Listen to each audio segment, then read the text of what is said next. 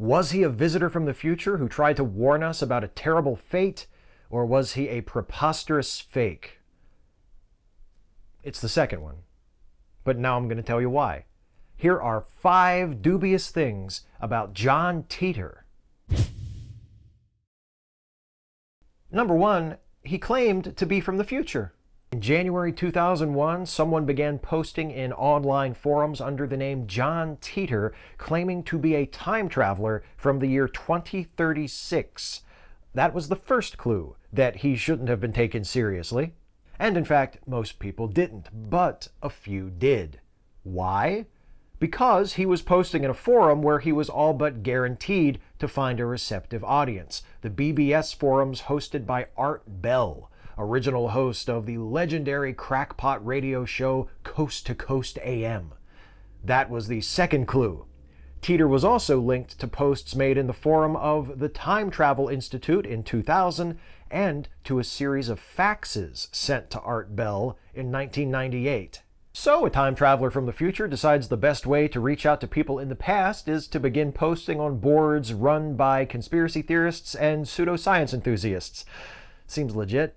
But that's not the only reason to suspect that John Titor probably was not who he said he was. Number 2, he made predictions that didn't come true. Titor provided enough details in his posts to make his story superficially plausible, if you can get past the whole "I'm from the future" thing. For instance, he claimed his visit to the year 2000 was a brief stop on his way to 1975, where he had been ordered by the Army to retrieve an IBM 5100 computer in order to help resolve problems with Unix that were predicted to occur in the year 2038. Such a specific and relatively mundane mission. He wasn't sent back to change history, just to pick up a piece of equipment. But some of what he said about then upcoming events turned out to be just plain wrong. Titor claimed to have fought in the Second American Civil War in 2013. Must have missed that one. He also claimed that there was a worldwide nuclear war in 2015 that resulted in the deaths of 3 billion people. Again, I guess I wasn't paying attention. Oh, and Titor said that the Olympics were canceled after 2004. Granted, not as big of a deal as 2 major wars that never happened, but a swing and a miss nevertheless. Number 3, he violated the Temporal Prime Directive. Yeah, I know the Temporal Prime Directive is a Star Trek thing, but that doesn't mean it's not a good principle. Yet, John Titor seemed pretty cavalier about trying to influence the timeline. In his second fax to Bell from 1998, he explains that trying to change the timeline is frowned upon where he's from too, but he's breaking the rules because he's grown attached to people he met during his mission. But he also claims to be a member of the Army. So this is the guy the Army sent back to retrieve a vital piece of technology from the past? A guy who decides to disregard protocol because he made some friends? The military must have really lowered its standards after those 2 wars, because it's difficult for me to imagine the Army as we know it sending someone on an important and highly sensitive mission if they had even an inkling that they would start freely ignoring their orders as soon as they were in the field. I mean, sure, he's not a Terminator. The Army probably assumed he would slip up here and there, but I bet they never figured that he would be posting images and schematics of his time machine, for Christ's sake. Number 4, his existence was proven to be a hoax in 2009. John Titor stopped posting in April 2001, but interest in his story peaked a few years later, after his original posts had been widely shared and he'd been the subject of stories by some high-profile media outlets.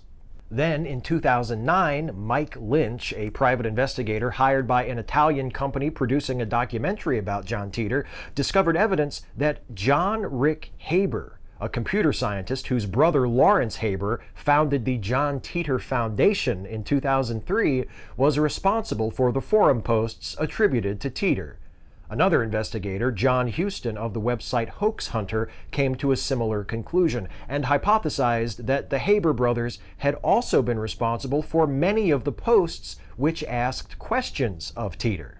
Most of the remaining enthusiasm for the Titor story evaporated after that, but there are still a few diehards who insist that John Titor was real and he really was a visitor from the future. And a few of those folks have some pretty wacky other ideas too.